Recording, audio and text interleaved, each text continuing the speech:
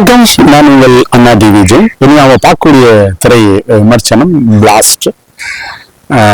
Action king Arjun, Abhirami உள்ளிட்ட ஏராளமான நட்சத்திரங்கள் நடித்திருக்கக்கூடிய ஒரு திரைப்படம். இது முழுக்க முழுக்க ஆக்ஷன் தான். எந்த ஒரு தவறு நடந்தாலும் சமூகத்துல அதை தட்டி கேட்கணும் அப்படின்னு அறிவுறுத்தி தன்னுடைய மகளை வளர்க்கிறார் அர்ஜுன். அவர் ஒரு கராத்தே மாஸ்டரா இருக்கிறாரு. அவருடைய மனைவி அபிராமி மகளுக்கும் தற்காப்பு கலைகளை சொல்லிக் கொடுத்து வளர்க்கிறாரு. சமூகத்தினுடைய அவலங்களை தட்டி கேட்கணும்னு சொல்றாரு. இப்படி இருக்கிற சூழ்நிலையில அந்த கனிம வளங்களை எடுத்து உலகளாவிய வியாபாரம் செய்யக்கூடிய ஒரு மிகப்பெரிய ஒரு கார்பரேட் வில்லனுக்கு அந்த ஊர்ல ஒரு பிரச்சனை வந்துடுது. அந்த பிரச்சனை ஒரு பிரச்சனையா இருந்தாலும் அதை தட்டி கேட்கிறாரு அர்ஜுன். அவர்கள் உறுதுணையா இருக்கிறாங்க தன்னுடைய மனைவியும் மகளும். இது முழுக்க முழுக்க சமூக சிந்தனையான படமாகத்தான் இது எடுக்கப்பட்டிருக்கு. ஆரம்பத்திலிருந்து இறுதி வரை விறுவிறுன்னு இந்த படம் நல்லாதான் போயிட்டு இருக்கு. எப்போதுமே நியாயத்தை எதிர்த்து போராடுறேன், தீவிரவாதியை எதிர்த்து நான் போராடுவேன் அப்படின்னு பேசுற அர்ஜுன் இதுல இந்த சமூகத்தை பத்தி பேசுறாரு. அவரு ஒரு இடைப்பட்ட காலத்துல அவரு என்ன மாதிரியான அவருடைய வாழ்க்கை முறை இருந்துச்சு, நாட்டில் நடக்கக்கூடிய அவலங்களை அவர் என்னைக்கா தட்டி கேட்டுக்கிறாரா அப்படிங்கிறது நம்முடைய கேள்வியாக இருக்குது. கடைசியில அந்த வில்லனுக்கும் அவர்களுக்கும் ஏற்பட்ட அந்த பிரச்சனை எப்படி முடிஞ்சது அப்படிங்கிறதான் இந்த கதை.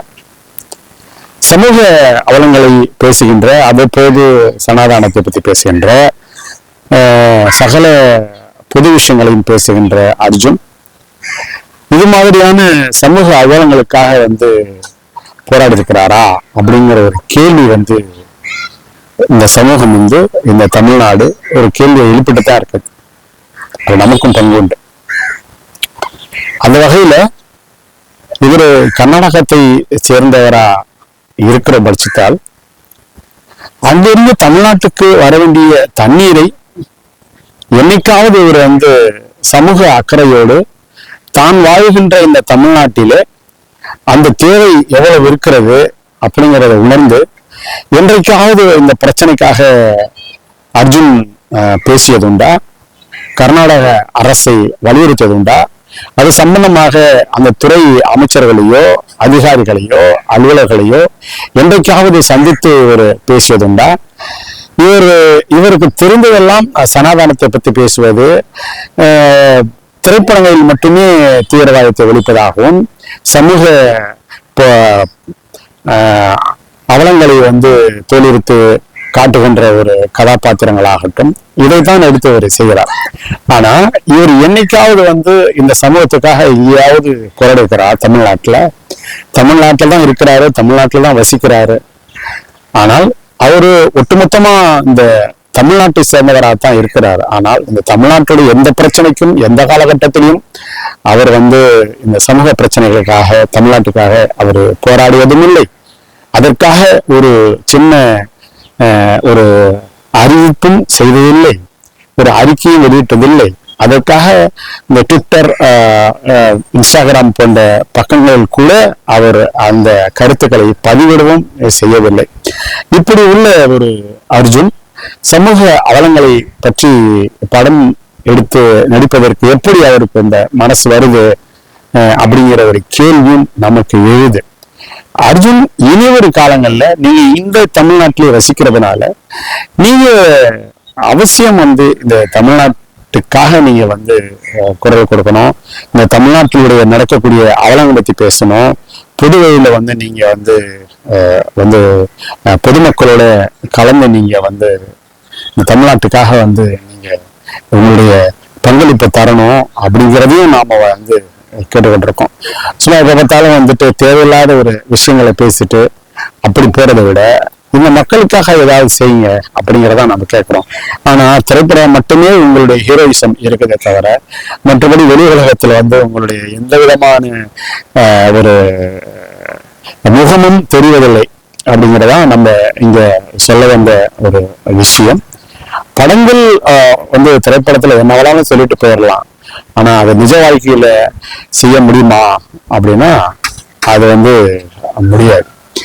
ஆனால் முடியும். ஆனா அதற்காக நம்மளுடைய காலங்களையும் நேரங்களையும் இதுக்கு செலவிடணும். அப்பதான் அது ஒரு சரியான ஒரு போராட்ட ஒரு குணமா இருக்கும்.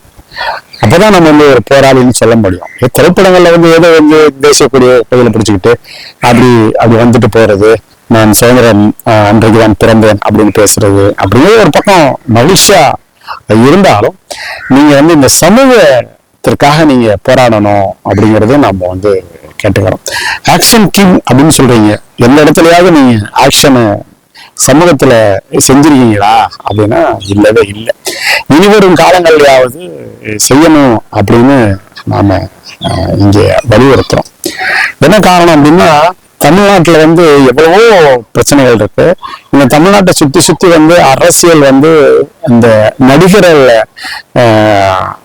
மீது சுமந்துதான், இந்த திரை உலகத்தை சார்ந்துதான் இந்த அரசியல் இங்கே நிர்மாணிக்கப்படுகிறது அப்படிங்கிறது சமீபத்துல சூப்பர் ஸ்டாரான விஜய் அவர்களுடைய இந்த அரசியல் வரவு, அவருடைய திரைப்படத்தினுடைய அந்த அனுபவம், அதை வைத்து அவர் அந்த திரைப்படத்துறையிலே அந்த சமூகத்தை பற்றி பேசிய படங்கள், அதனால் ஏற்பட்ட அந்த தாக்கம் தன்னை தனி மனிதனாக முழு மனிதனாக எவருடைய ஆதரவுமின்றி இந்த தமிழகத்துல மிகப்பெரிய ஒரு வெற்றியை அவரை ஈட்டிருக்கிறாரு அப்படிங்கிறது அவருடைய போராட்ட குணத்திற்கு கிடைத்த வெற்றி அப்படின்னு தான் நாம இங்க பாக்குறோம்.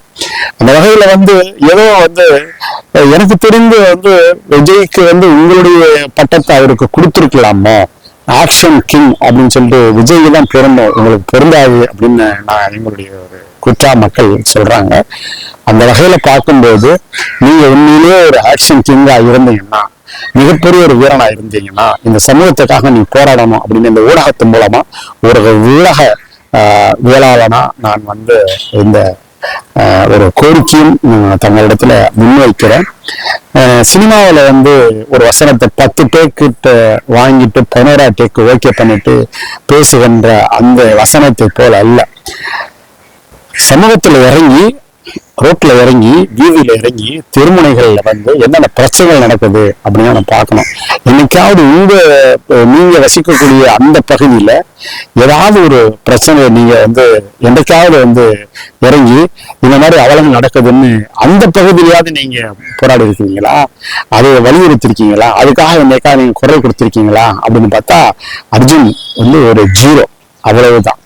அதனால நீங்க இனிமேலாவது பக்கத்துல ஒரு 1 போட்டு 10ஆகவோ, இன்னொரு 1 போட்டு 110ஆகவோ இப்படி நீங்க உங்களுடைய குரல் ஒலிக்கணும். நீங்க சமூகத்துல நான் சினிமா நடிகன் மட்டும் இல்ல, நடிப்பு அங்க மட்டும் இல்ல, நான் நிஜத்திலும் ஹீரோ தான், ஆக்ஷன் கிங் தான் அப்படிங்கிறத நீங்க சொல்லணும் அப்படிங்கிறத நாங்க இங்க இந்த இடத்துல ரொம்ப வேண்டுதலாவே வைக்கிறோம். ஏன்னா நீங்க மொத்தமா நீங்க தமிழ்நாட்டை சேர்ந்தவராதான் நீங்க ஆயிட்டீங்க. ஏன்னா உங்களுடைய நிலபலங்கள் எல்லாமே இங்கதான் அதிகமாக இருக்கு. கர்நாடகாவில் எவ்வளவு இருக்கு அப்படிங்கிறது எனக்கு தெரியாது. எனக்கு தெரிஞ்சு உங்களுடைய இது ஆஞ்சநேயர் கோவில் வச்சிருக்கீங்க, மிகப்பெரிய ஒரு பிரம்மாண்டமான ஒரு சிலையை வச்சிருக்கீங்க, அந்த பகுதியில நீங்க ஏக்கர் கணக்கில் இடம் வச்சிருக்கீங்க. ஆனா மொத்தமா நீங்க தமிழ்நாட்டை சேர்ந்தவரா இருக்கிறீங்க அப்படின்னு நம்ம சொன்னாலும் நீங்க இன்னும் தமிழ்நாட்டை சார்ந்தவரா, தமிழ்நாட்டில் நடக்கக்கூடிய ஒவ்வொரு அவலங்களுக்கும் ஒவ்வொரு பிரச்சனைகளுக்கும் நீங்க குரல் எழுப்பணும் அப்படிங்கிறத இங்க நாம ஒரு வேண்டுதலா இல்ல, ஒரு உத்தரவாகவே நாம இங்க பிறப்பிக்கிறதுக்கு மக்கள் சொல்றாங்க. அதுக்காக தான் இந்த பதிவு. ஏன்னா படங்களில் மட்டுமே அப்படி ஆக்ஷன் பண்ணிட்டு போறது ஏதோ ஒரு பொய்யான ஒரு நாயை நீங்க உருவாக்கிறீங்க அப்படிங்கிறதும் இந்த இடத்துல நாம பதிய வைக்கிறோம். இது வந்து ஒரு பெரிய ஒரு விமர்சனம்னு சொல்ல வரல, இது ஒரு வேண்டுதல் தான். நான் மட்டுமே ஆக்ஷன் கிங்கா இருந்து ஒரு வேலை நான் இந்த இடத்துல இருந்தேன்னா கண்டிப்பா இந்த சமூகத்துக்காக, இந்த சமூகத்தில் நடக்கக்கூடிய அவலங்களுக்காக, நடக்கக்கூடிய நாட்டின் நடப்புகளுக்காக எல்லாம் நான் குரல் கொடுத்துட்டே வந்திருப்பேன். ஏன் அந்த இடத்துல அதை பதிவு வைக்கிறேன்னா, நீங்க எந்த காலகட்டத்திலையும் எந்த இடத்துலையும் குரல் கொடுத்ததா நான் கேள்விப்படவே இல்லை. எங்கேயாவது நான் கொடுத்தேன், நான் எதுக்காக போராடி இருக்கேன், தமிழ்நாட்டுக்காக நான் வந்து இந்த மாதிரியான பிரச்சனைகளை தலையிட்டு இருக்கேன், இதுக்காக ஒரு அறிவிப்பு கொடுத்திருக்கேன் அப்படிங்கிறத நீங்க சொல்லுங்க. நான் வந்து சொல்றதை வாபஸ் வாங்கிக்கிறேன். ஒரு அருமையான ஒரு படம் பண்ணிருக்கீங்க பிளாஸ்ட்ன்னு. இது வந்து ஒரு பெண்ணியம் சம்பந்தப்பட்ட ஒரு கதையா இருந்தாலும் சமூகத்துல வந்து எப்படி இருக்கணும் அப்படின்னு சொல்லியிருக்கிறீங்க. திரைப்படம் ஓகேதான், உங்களோட தனிப்பட்ட மனித அந்த ஹியூமன் பீயிங் சொன்னாங்க இல்லையா, அது வந்து குறைவா இருக்கிறதா நாம இங்க மதிப்பிடுறோம். ஒரு நல்ல படத்தை கொடுத்ததுக்கு மீண்டும் ஒரு நன்றி. மீண்டும் ஒரு திரை நிகழ்ச்சியை சந்திப்போம். அதுவரை உங்களிடமிருந்து விடைபெறுவது உங்களது அன்பு தம்பி அண்ணா டி விஜயன். நன்றி, வணக்கம்.